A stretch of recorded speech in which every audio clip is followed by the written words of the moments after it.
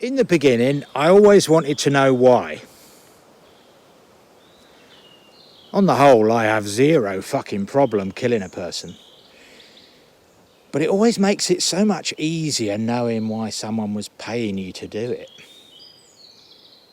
It's usually for revenge, and the first few were.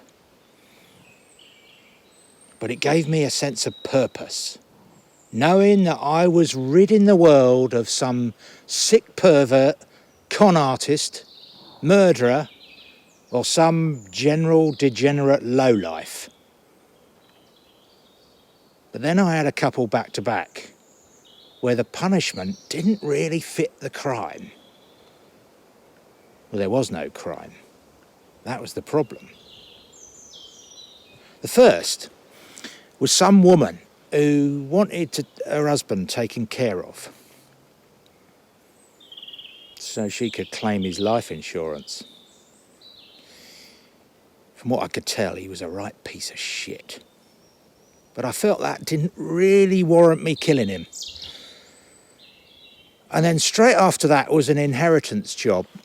Some little old dear who seemed a perfectly nice lady, from what I could tell. She was sitting on an absolute fucking fortune, which the rest of her family were desperate to get their hands on. So they wanted her taken out of the picture.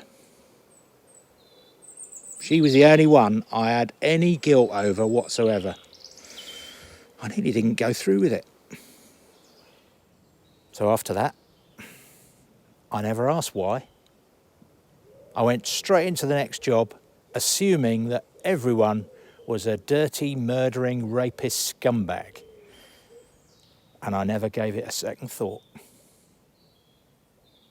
You know, from all those years and all those hits, I never once knew any of those concerned.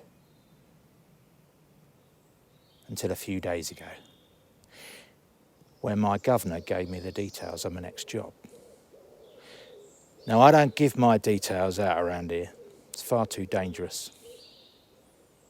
So my boss wasn't to know that he was asking me to kill my own son. Jack. He was one on his own, that lad. He was a right little shit growing up. I wanted to kill myself 1,000,000 times over. But on the whole, he grew up okay. He made something of himself. And I was proud of him. So I couldn't quite imagine why he'd done something so bad that someone wanted to take a hit out on him.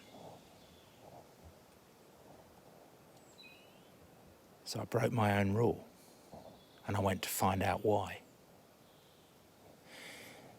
I got the details of the fella who'd taken the hit out of him from my governor, and we arranged to meet in the park for a dog walk and a chat. I took Sid, my Rottweiler, and this uppity fella, who was the guy I was supposed to meet, turned up with this faggy little dog he called Princess. I assumed it must have been his missus. We sat on the bench, and our dogs sniffed each other's bums. And he told me why he wanted my Jack taken care of. Of course, I didn't tell him Jack was my son. I was just hoping I might be able to talk him out of it. But as we sat there, and he told me what my Jack had done to his daughter, Abigail, tears streaming down his face, I just sat there and almost convinced myself that what I'd been doing all these years was some kind of public service, killing all these folks. But half of these folks hadn't done anything nearly as bad or repulsive as what Jack had done to this girl. And I just couldn't think of a reason to talk him out of it. I'd been ridding the world of scumbags and monsters for so long that I failed to realise I'd raised one myself. just sat there, staring at this rat of a dog, Princess, who it turned out belonged to this guy's daughter, before she topped herself. This one's going to be really difficult, I sighed. What's the matter? You want more money, eh?